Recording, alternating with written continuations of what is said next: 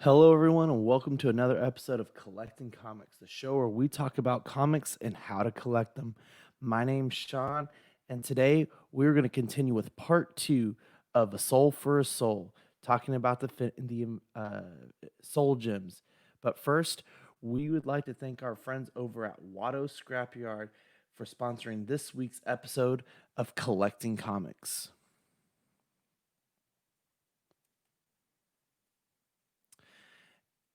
And we left off last time um, discussing four of the six Infinity Gems. Uh, the first one was the Soul Gem in Marvel's Premiere #1, and that was the Soul Gem, the Mind Gem in Captain Marvel #41, and the Power and Time Gem in Marvel's Team Up #55. And we pick up with our next Soul Gem, which is going to be the Reality Gem and the Space Gem in Avengers #7 in 1977. And this is also the first uh, appearance, if you will, of all six gems together. And we open up this story with Captain Marvel going to a deserted planet, a destroyed planet, and running into a badly beaten Gamora. And uh, when Adam Warlock gets to her, she describes that she was attacked by Thanos, her master, but all because of a plan that she tried to stop.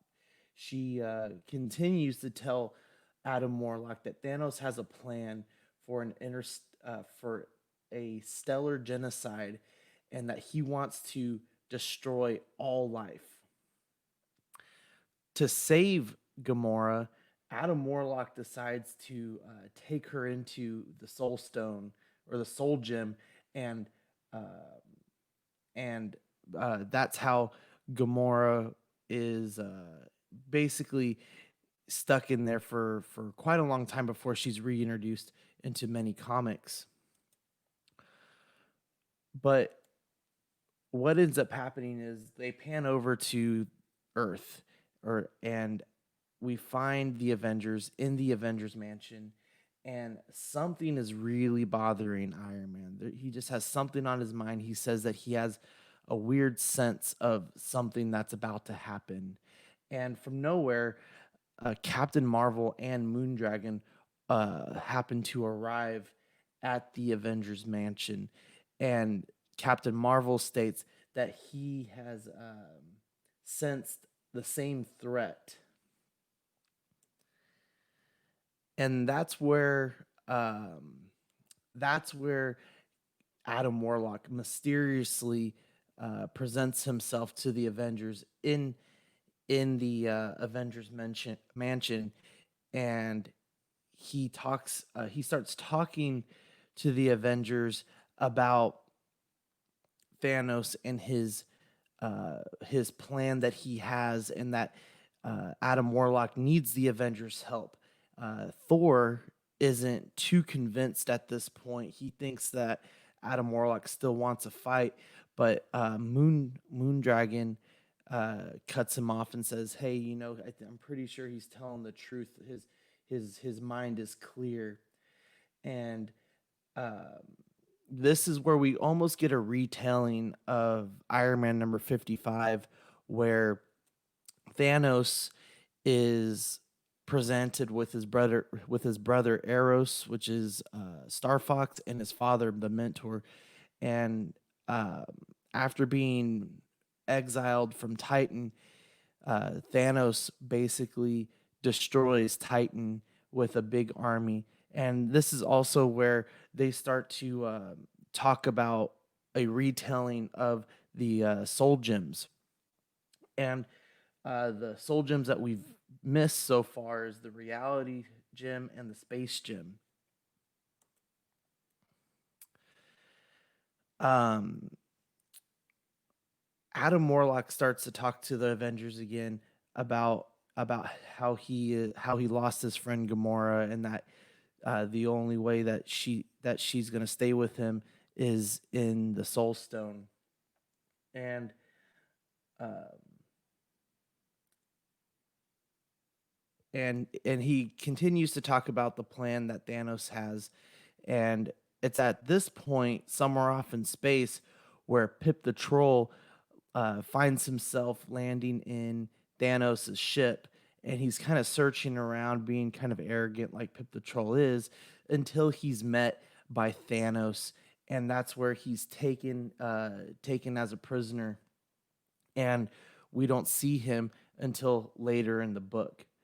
Back on Earth, this is where the Avengers get an alert from Starcourt. It's called. It's a kind of like a space base or uh, space station where they monitor space, and they continue to tell the Avengers that there's this big armada of ships heading towards Earth, and that they need help, and that they need to act now.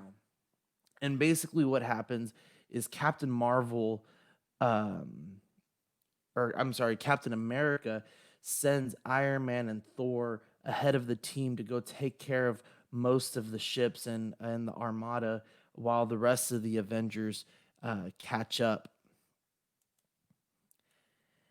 And as as Iron Man and Thor are battling this huge army, Captain America leads Vision, Moondragon, uh, Beast, Scarlet Witch, and Captain Marvel into a big battle with a lot of monsters and aliens that were on that ship, and and basically what's going to happen is that Captain Marvel and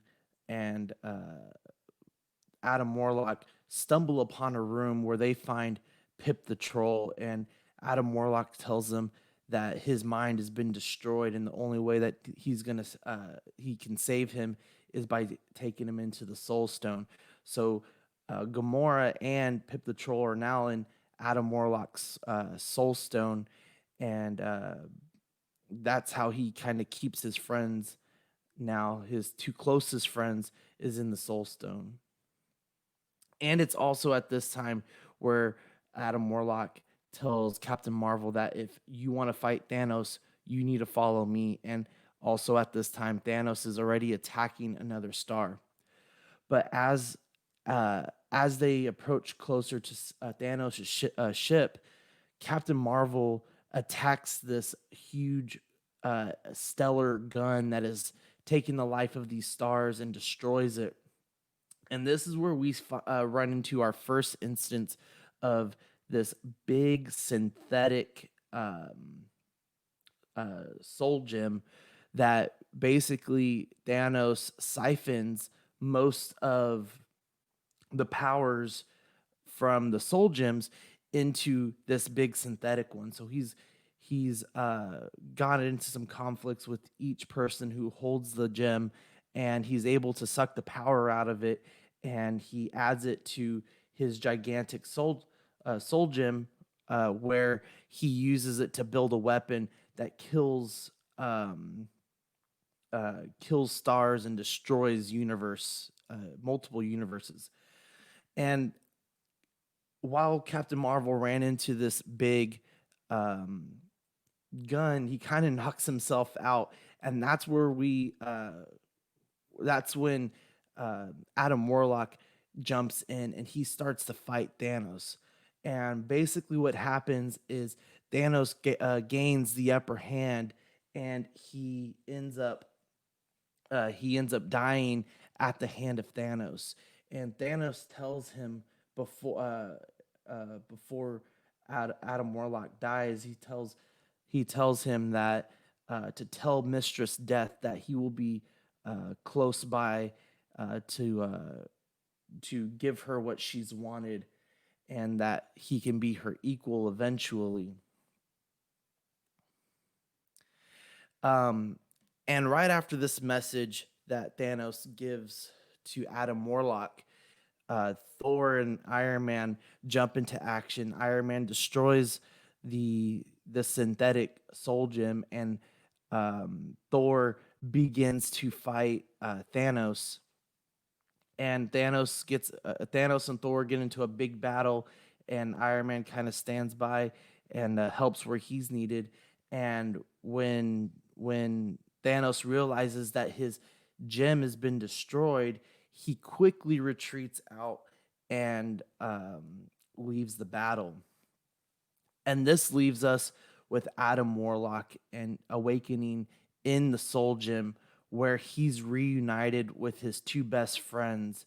Um, and back in the real world, uh, Captain Marvel basically tells Thor and Iron Man that he's finally at peace. He could be with his friends, and he's not exactly sure what happened, so he's not going to attempt to explain what happened.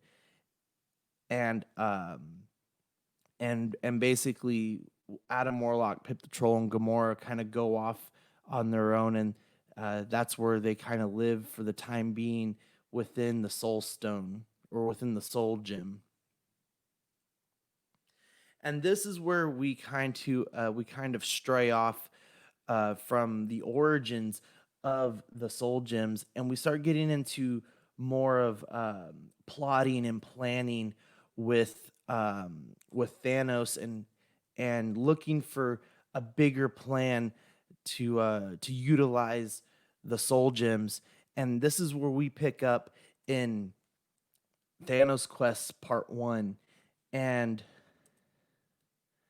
and basically it picks up with Thanos staring into what's called the Infinity Well, and he's looking into this well, and he's gaining unlimited knowledge not only about the soul gems, but about the universe and how to best execute his plan after being beaten a few years ago.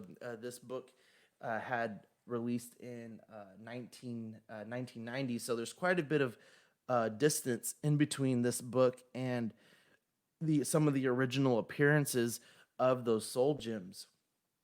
And Thanos goes into the layer of Mistress Death, where he's basically expressing his undying love to her, and explains to her that he's gained great knowledge from looking into the well, and she has one of her henchmen speak for her, and the henchman kind of asks, "What is this great plan of yours that you have, and how is it going to benefit Mistress Death and her desires?" And Thanos goes on to say he's discovered that the gems that he's once used before actually have greater power. And the henchman questions him again and says, "Oh, you mean the gems where you failed and you've lost the power?" He goes, "Yes, but now I have learned about what these gems could actually do." And he asks for permission from Mistress Death to seek out the stones and execute his plan, all for Mistress Death and his love for her, and to hopefully one day uh, be her equal and be able to live with her in eternity. And uh, basically, Mistress Death grants his wish, gives him a throne for him to go off and search out these stones, and that's exactly what Thanos does.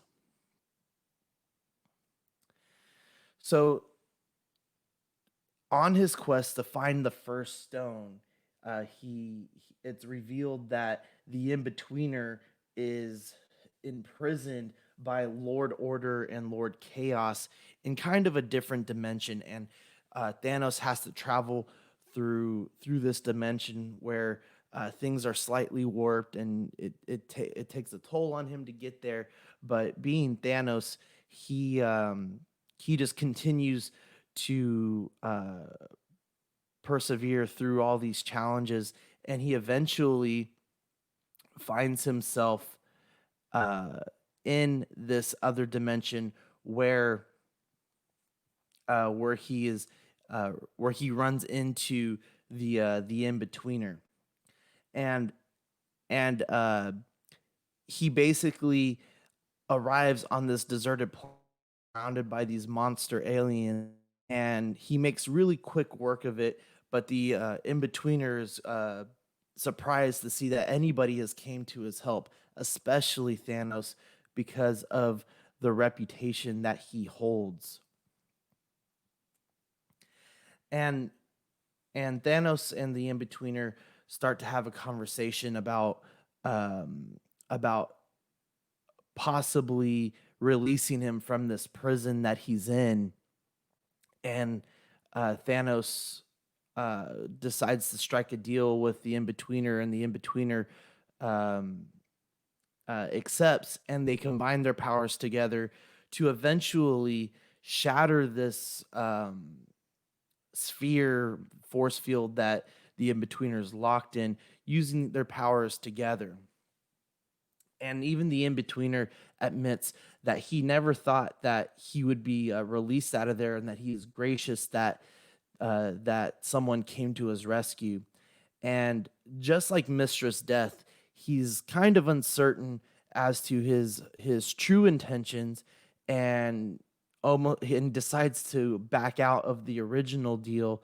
Um, and that's when Thanos attacks, and he attacks the in-betweener, hits him hard, and takes his soul gem. And that's basically how he receives his first one. And Thanos, being a man of his word, as he always says, he tells him, "I've honored our agreement of releasing you out of your prison. I never said anything though about bringing you back." And that's where Thanos states that, "I sense that Lord Order and Lord Chaos have been given word of your escape, so I'll be taking my leave." And basically just leaves the in-betweener to the mercy of those two cosmic entities. And and on Thanos's travels back to his reality, he's met by Mistress Death and one of the henchmen, and they again question him on um, his true intentions of finding the soul gems. And he states, "I have found one, and everything that I do is for you, Mistress Death." And and he also realizes that he needs to be careful, because now he's being watched, which he said he figures that he would be watched, but it's even more important now that he's careful, because Mistress Death cannot know his true plan until he receives all six gems. So this takes Thanos to the champion. The champion is just this really big cosmic entity who continuously looks for a fight, and somebody who can uh, be a great opponent for him to beat. And Thanos's plan here is to taunt him until he gets too angry, and that's exactly what happens. Um, Thanos says all the Thanos says all the right things that uh, that kind of ticks off the champion. And that's when the champion attacks, and Thanos attacks back. And um, while they're fighting, Thanos continues to taunt, and he finally hits a really good blow that just pushes the champion edge. And when that happens, the champion decides to jump way up in the air, and wants to he wants to give Thanos the final blow and destroy him and prove himself as a champion. But in the process of doing that, um, he destroys the planet that they're on, and he ends up finding himself out in space, where he ends up finding himself out in space alone, and he's gloating that nobody can beat me, and I win at everything. And all the while Thanos is there, just kind of watching by and decides to speak up, realizing that he didn't beat Thanos. Um, he realizes also that he's stranded out in space, and this is where he decides to strike a deal. And originally, the champion did not like the deal, so Thanos turns his back on him, and starts to head off. And that's when the champion tells Thanos to wait. And he goes, I'll give you your prize of my gem if you bring me to the next closest planet and and help me get there so that I can be a champion again. And Thanos agrees to this offer. But like Thanos does, where he does keep his word and take him to the next closest planet, he he never said anything about letting him down on that planet safely. And basically, what happens is that the champion falls to this planet's ground, and Thanos basically says, "I wonder if a god can survive that type of fall into a planet." But he looks at the two gems, knowing that eventually he's going to conquer them all, and that's when he goes off to find his next prize. So at this point, um, Thanos now has the power gem, which he got from the champion, and he got the other gem that he has, I believe the soul gem, from the in-betweener. And Thanos travels to another planet where he runs into a another god named the Gardener. And we've talked about the Gardener before in Marvel's Team Up number 55, and how he kind of relinquishes his gem. But um, from story to story and kind of retconning some of the stories, um, the gardener states that he had to find that gem, his time gem again, because he needed to make his garden, and it was the most important thing to do, is to make sure that his garden survived. And originally, Thanos doesn't want to fight the gardener, so he tries to reason with him and ask him if he's gonna give up his gem, and he states, "You know why I've come." And the gardener acknowledges him, and says, "Yes, um, you're here for my gem." And the gardener and Thanos continue to walk, and they take a seat, and they're just kind of staring each other down. And that's when the gardener uh, tells him, "You know, I can't give you this gem."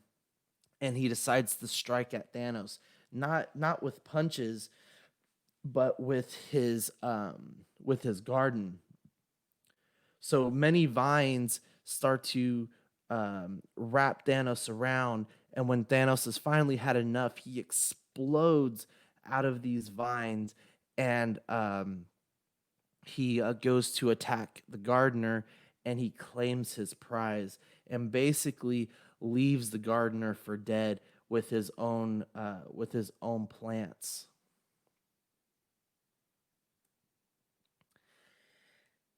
And we would like to thank our friends over at Watto's Scrapyard for sponsoring this episode of Collecting Comics. You can find them on Instagram at Watto's Scrapyard, and on Facebook and eBay as well. They make 3D printed parts for hard to come by Kenner and Hasbro vehicles, as well as resin printed head sculpts of dozens of different characters in the Star Wars universe.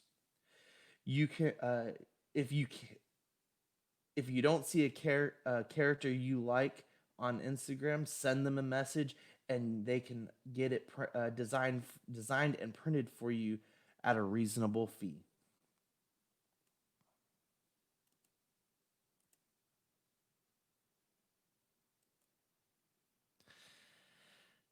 And this is where we pick up with part two of Thanos Quest. And at this point,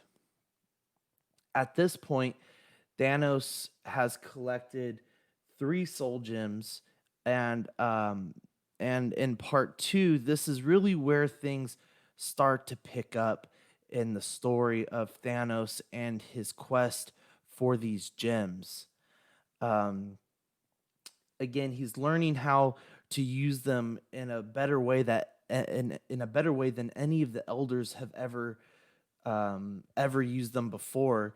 And in this book, this is where he has his most challenging moments. And where this ends up picking up is with the collector. And the collector is walking through his collection when he gets a call from Thanos, and he has a discussion with him about his collection for a very short time, and then gets to the point of, I've been told that you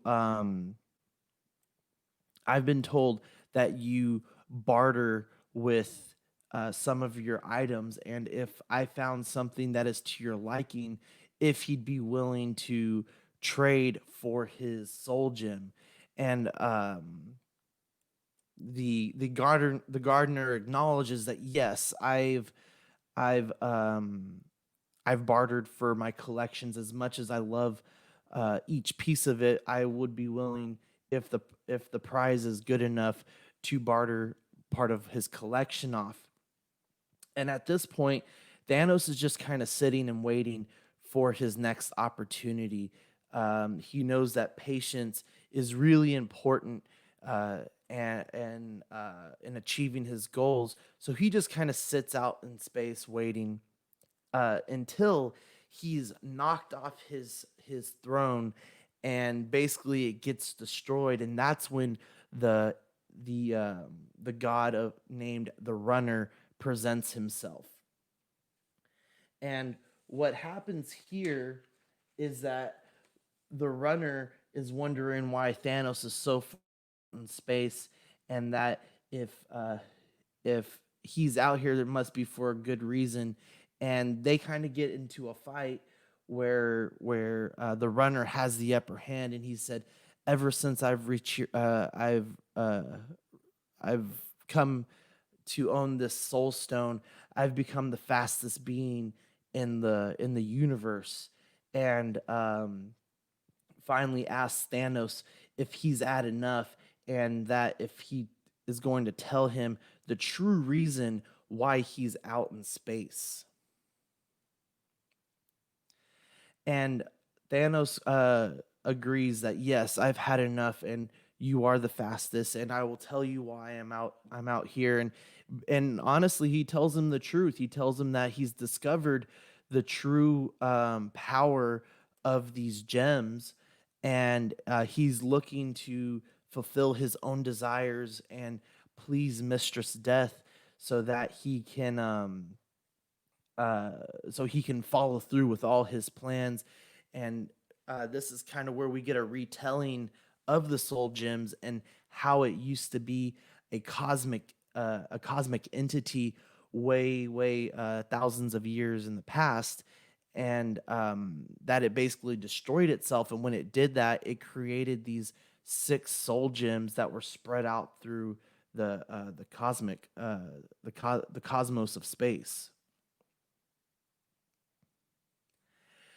And this is kind of where the Runner starts to gloat a little bit, and he goes, "Now that I know your plan, i'm gonna I'm gonna take my soul gem, and I'll find the rest of them." And that's when Thanos jumps into action, and uses one of his other soul gems, um, the time gem that he took from the gardener, and attacks the Runner. And basically, he turns the Runner into a very old man where he can't really move anymore, and he easily takes his soul gem away from him.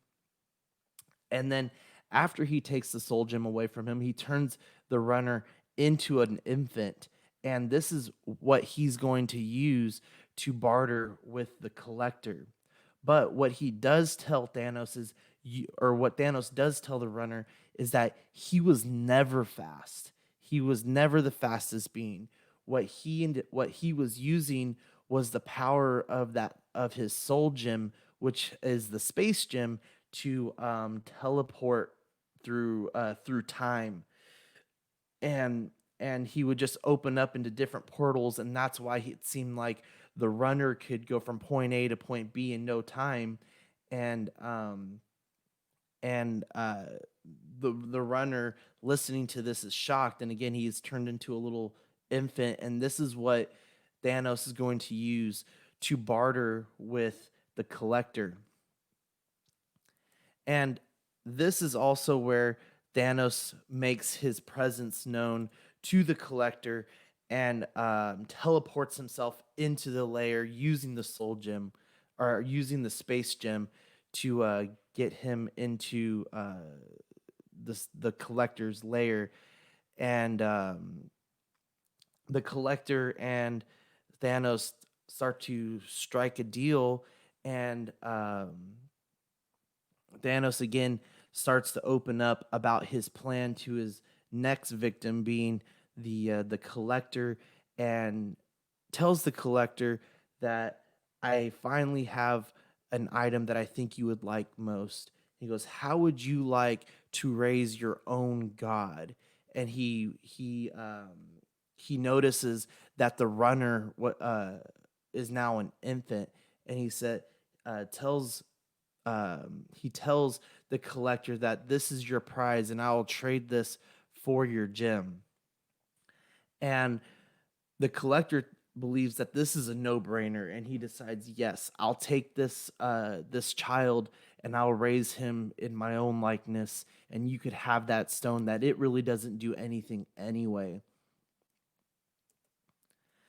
And of course, Thanos has a plan up his sleeve, and reveals to the Collector that he was in possession of the Reality Stone, and throws the Collector into a different reality himself, and kind of shows him what these gems can do, and brings him back to his collection. And it's at this time where Thanos' trickery happens again, and he tells the Collector tells Thanos to take that gem away and take it far away. And he goes, "Oh, I will." And by the way, the spell that I have put on the Runner is only temporary, and that's when the Runner turns back into his original form, and basically confronts the Collector, and says, "You are going to put me into your collection? I should destroy you because of this." And this is also where Thanos ends up taking his leave, and goes in search of his next soul gem that he's looking for. But it's also going to be the hardest gem to get yet. He has to go head to head with the Grand Master. And the Grand Master is basically another elder, but he's really advanced in strategy and gaming, and very he thinks out his plans very well, so that he sees all the edges, and that making sure that he wins all contests. So Thanos teleports himself to the elder, or to the Grandmaster's location, where he's sitting waiting, and he has the contest waiting ready for Thanos. And he goes to tell Thanos that I have my gem locked in this force field, and it will not release itself unless you win this contest. And if you try to steal it, well, it's going to destroy the universe. So Thanos and the Grandmaster start to talk out the plan of contest, and when they finally reach an agreement, they both sit down to prepare for battle.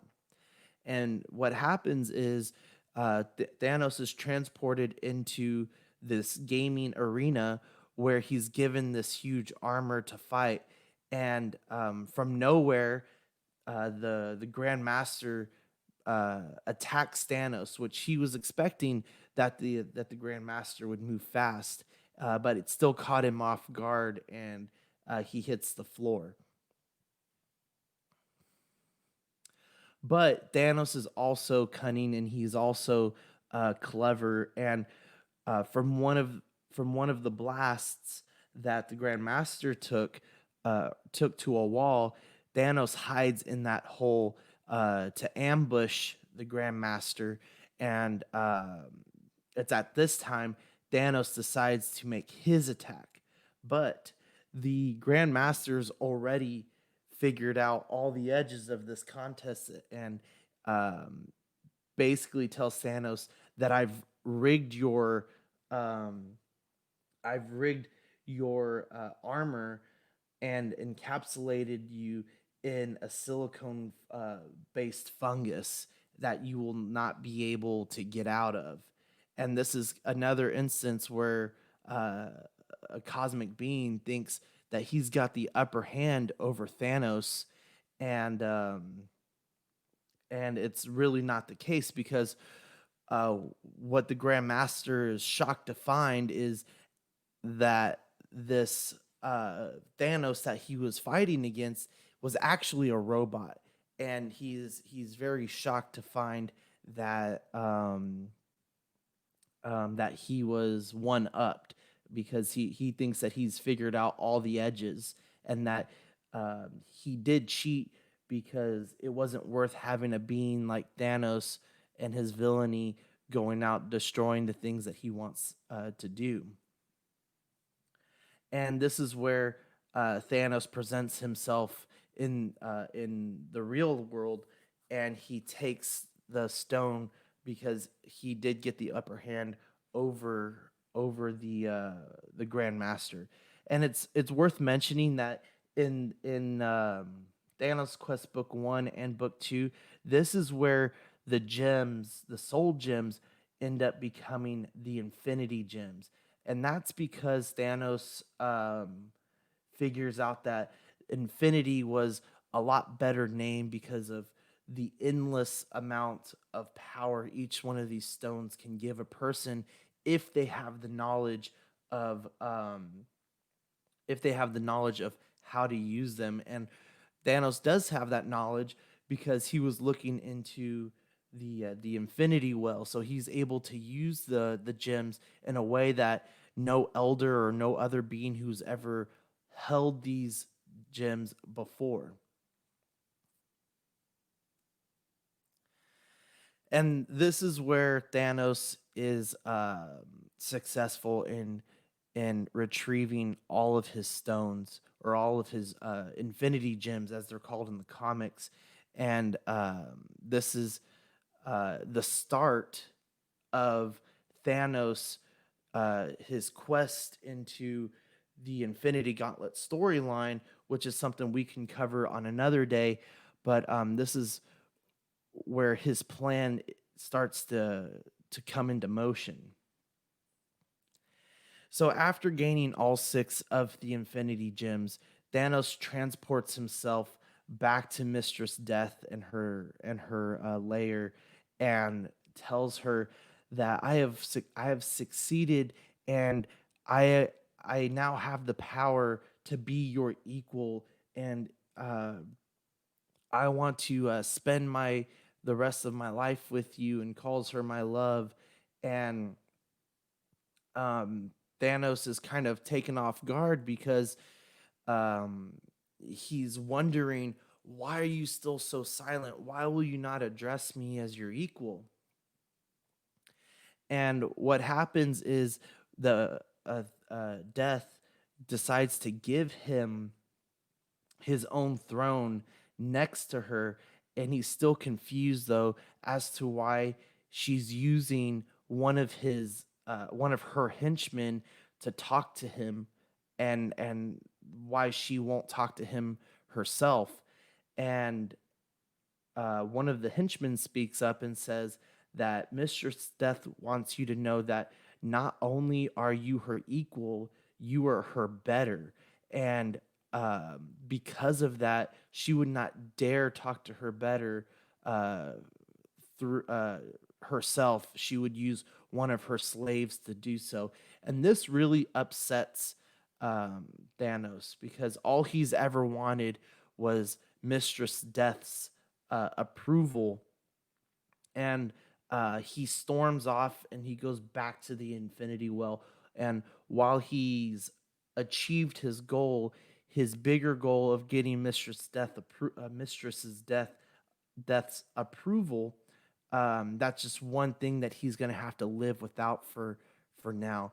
And this is where after this storyline, this is where they start teasing the Infinity Gauntlet storyline, where Thanos still goes on to eventually wipe out half of existence.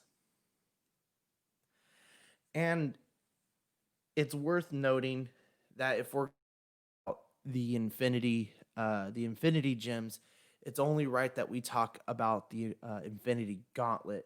And um, like some of the earlier Soul Gem books where they first appeared, the Gauntlet really doesn't have a huge explanation as to who created it in this particular book, but it just kind of is, and it's just kind of there.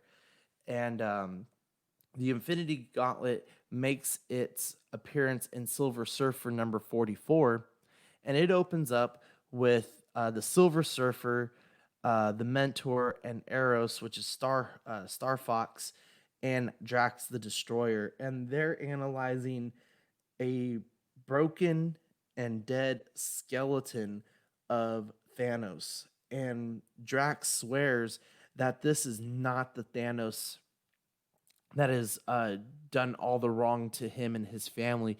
It's something different. And through their analysis of this body, they find that it's only a robot.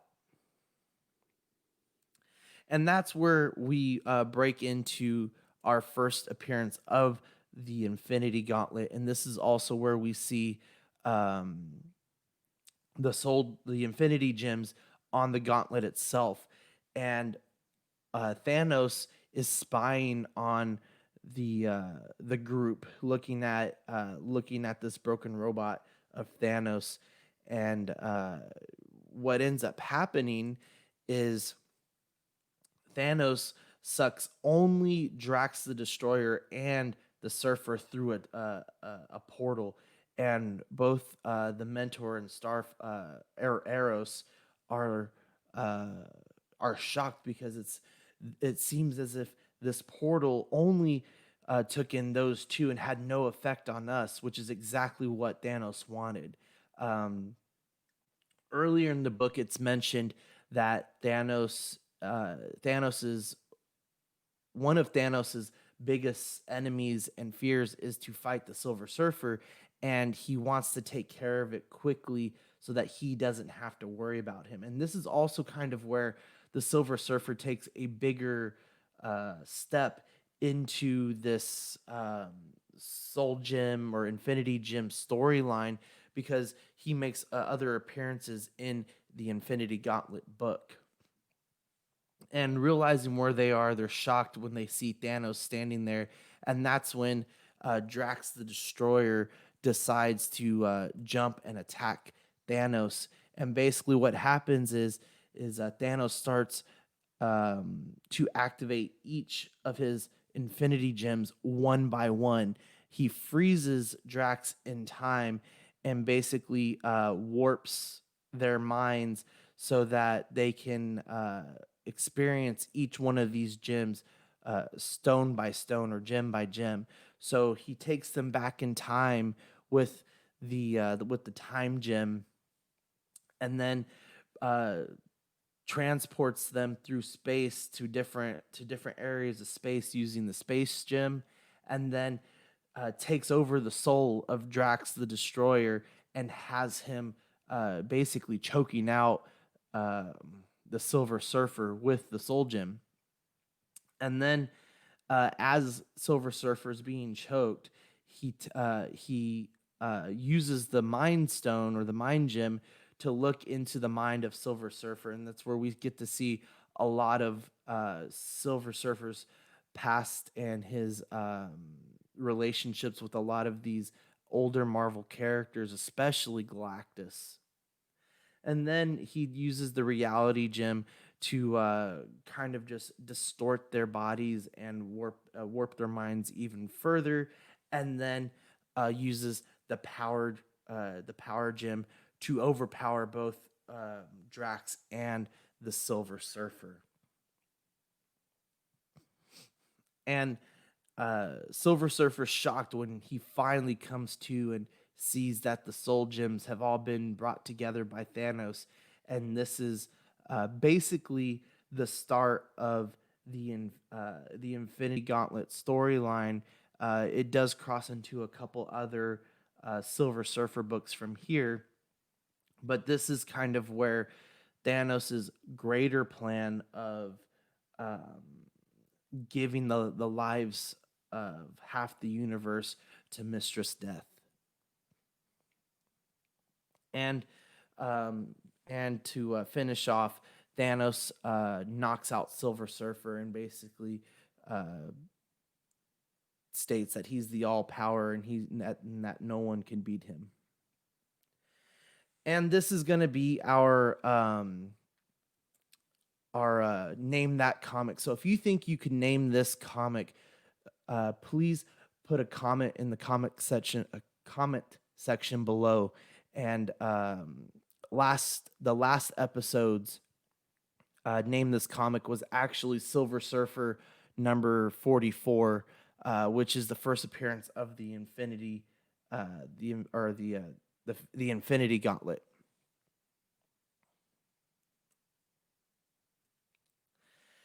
And we would like to thank all of our Patreons for supporting our channel and supporting the Collecting Weekly network.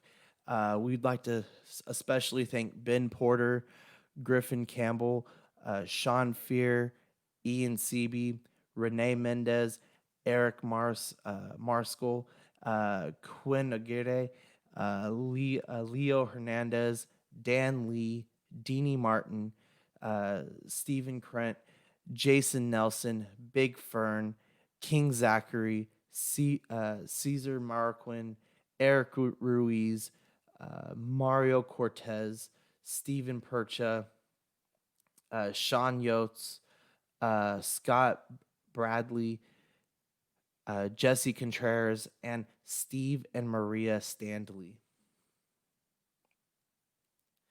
And if you're part of the Collecting Weekly Patreons, these are the stickers that you could potentially have. $5 members will get the Only Fools in Collecting and the Small Talk stickers, and $15 members will receive the I Quit the Show sticker and the two previous stickers, being the Only Fools in Collecting and Small Talk. And if you want to become a Patreon, there's two tiers that you could enter to: the Sweet Angels, $5 a month, and the Certified Crispy, which is $15 a month. And we would also like to shout out the rest of our shows from the Collecting Weekly network. Collecting Weekly and After Dark are our weekly shows. Small Talk, Only Fools in Collecting, and Collecting Comics are our bi-weekly shows. And then Collecting Rarities, Creeps Are Us are our monthly shows. We also have our auction, and I would suggest going to the Facebook page to find out the next date for auction, as it has been pushed back to October. And once again, we would like to thank you guys for tuning in. We really appreciate you watching collecting comics and supporting this podcast. Uh, we did not have um, uh, favorite titles this week, but what we would like to talk about are um, affordable first appearances. And a lot of the books that we just talked about today and in the previous show with the Infinity Gems, these are not expensive books. You could still get them pretty close to a 9.8 a raw graded um, for fairly cheap. I do own every single one of these books, and I think the most expensive one that I've spent my money on was the Marvel's Premiere #1, and that's because I had gotten it graded as well. So I have the most money kind of lumped up into that one. But a lot of these other ones, like the Marvel Team Up, um, Thanos Quest, now you could still probably find for about $20, but it's kind of important if you want your comic collection to be worth worth something in the future and not just collect a whole bunch of books. And when you decide to get out of the game and sell these books, and it not just be like, well, I'll give you a couple $100 for 400 books. These kind of books really do make the difference, and they really help drive the value of your collection. Um, Even with DC books, we don't talk much about those, but with some of these movies and shows that have been announced, and finding these smaller characters are they're worth having now because you're going to find them cheaper. It's kind of like the first appearance of Carnage. It was fairly cheap. I mean, it was still probably a $60 to $80 book, but when the Venom movie came out, it instantly push that into the hundreds of dollars. I just saw a 9.6 first appearance of Carnage going for about $400 when that book was originally, again, like a $60 to $80 book at a decent grade. Um, at one point, the Thanos Quest books were really high up there, especially when the MCU was right in the middle of some of their more recent Infinity Stone movies, and then going into Infinity War and Endgame. Now that the movies have kind of backed off right now, they're fairly easy to find and fairly affordable. Um, but like with this next phase that Marvel's about to go into, it's it's worth maybe looking into your collection and seeing if you have some of these smaller characters already. Like the first appearance of Miss Marvel, Kamala Khan, was in a point 0.1 uh, preview book, and that book is kind of going up too at a 9.6. I saw it for a couple $100.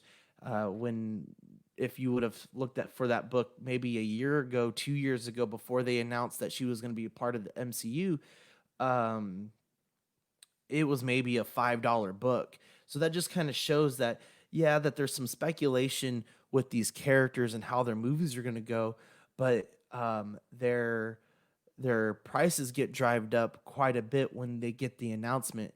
And a good idea is if you're late to the game and you're late to a certain character, um, it you can wait on it, and depending on how the movie goes or the fluctuation of price, you could still get it at a fairly decent cost.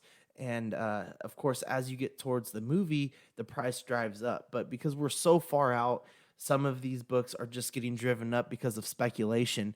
And if I were any of you, I would probably wait on some of these books now until the price starts going down, because the hype will go down as they announce something new, or a new character, or if they put an actor or actress to a character, these books get driven up. Like they've already announced the actress for She-Hulk. I can't remember her name, but the She-Hulk book, She-Hulk #1, where originally in decent condition, maybe it was a $20 book, and in pretty good condition, maybe it was closer to an $80 to $100 book, has now gone up to $200-300. Um, So it's worth doing the research on finding some of these books. For me, these are some of my favorite titles, and searching for these first appearances or these oddities of characters um, is fun. It's part of the hunt for me. It is worth noting that there is a seventh gem, and it's through a company that was tied to Marvel called Malibu Comics.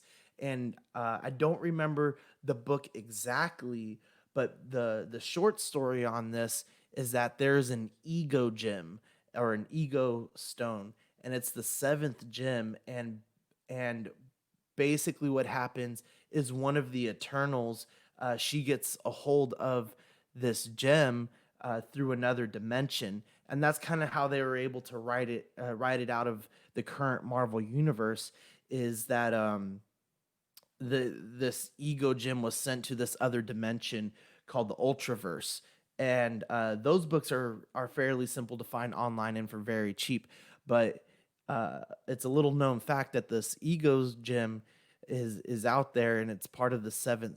It's part of the Infinity Stones in the seventh gem, and this Eternal gets a hold of it, and when she does, she eventually gains all seven stones, and that's through a game that the Grandmaster was playing, and she becomes the villain known as Nemesis, and Black Knight's in it again. The Grandmaster's in it, and it kind of crosses these universes. There was a book called um, Avengers and the Ultraverse, and that's kind of where that story first appears. And there's a villain in there named Rune who's also in search of the seventh stone, um, and these are just kind of some oddity books that Marvel's come out with other publications, and um, that bring interest to the Infinity Gems.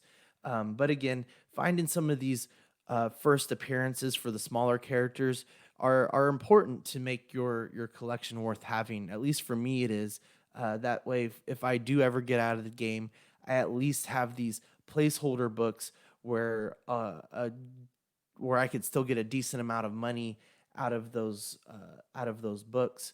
But it's kind of the same thing with Spider Gwen, or Gwen Stacy when she became Spider Gwen and now Ghost Spider.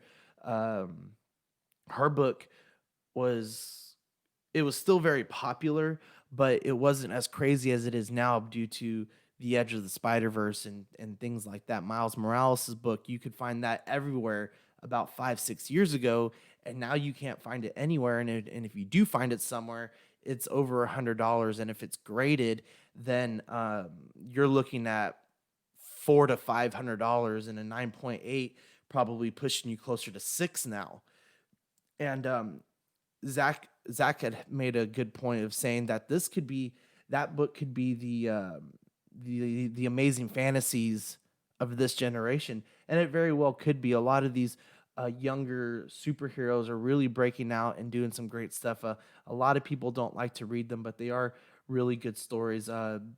Their rendition of the champions and um, is very kid friendly. So if you're wanting maybe your son and daughter or niece nephew to get into some of these, those are really good options for you to invest for them if they're wanting to make a collection of their own, because eventually those books will have bigger storylines, and they will have bigger entrances into these events that are coming out.